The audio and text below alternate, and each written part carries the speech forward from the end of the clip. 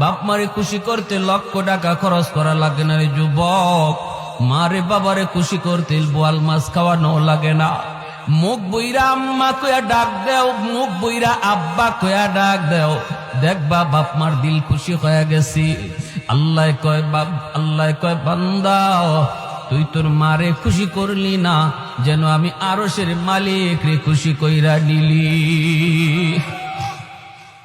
রাতের বেলা মাথায় একটু তেল লাগায় দিছো মার, বাবার পায়ের তলায় একটু তেল মালিশ করে দিছো।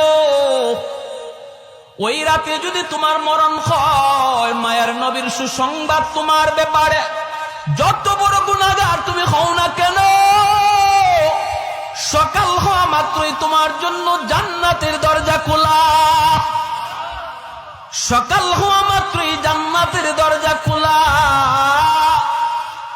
আর একজন যদি জীবিত থাকে, একজনকে খুশি করো, একটা জান্নাতের দরজা তোমার জন্য খোলা।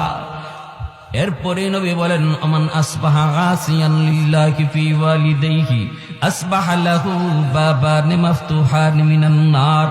আর যদি কোনো সন্তান রাতের বেলা মারে কষ্ট দেয়, বাবার কলিজায় আঘাত দিয়া রাতে ঘুমায়, অথচ বাবার কাছে মাপ চাইল না, এমন কথা বলল যেই কথায় বাবার কলিজায় লাগছে, মার কলিজায় লাগছে, এরপরও মার কাছে মাপ চায় নাই, বউ বাচ্চা নিয়ে ঘুমায় পড়ছে। মায়ার নবী দয়ার নবী বলেন, তুমি যত বড় হাজি সাবার নামাজি হও, সকাল হওয়া মাত্রই তোমার জন্য জাহান্নামের দুইটা দরজা খোলা। কিলা ইয়া রাসূলুল্লাহ ওয়া ইন যালামা।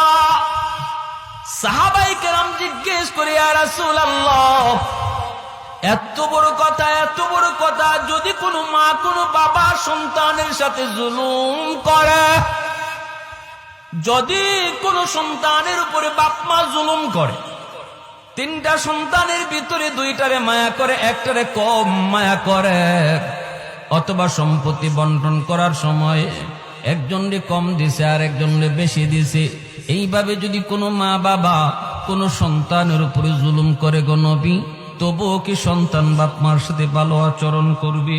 এই প্রশ্ন যখন মায়ের নবীকে করলেন সাহাবী, আমাদের অনেকেরই মনে এই প্রশ্ন থাকতে পারে। আমাকে অনেকে ফোন দিয়ে এই কথাটা জিজ্ঞেস করে, হুজুর বাবা তো আমাকে ঠকাইছে, ভাইরে ভালো ভালো জমি দিছে, আমাকে জমি ভালো দেয় নাই, ভাইয়ের সন্তানকে বেশি আদর করে, আমার সন্তানরে কম মায়া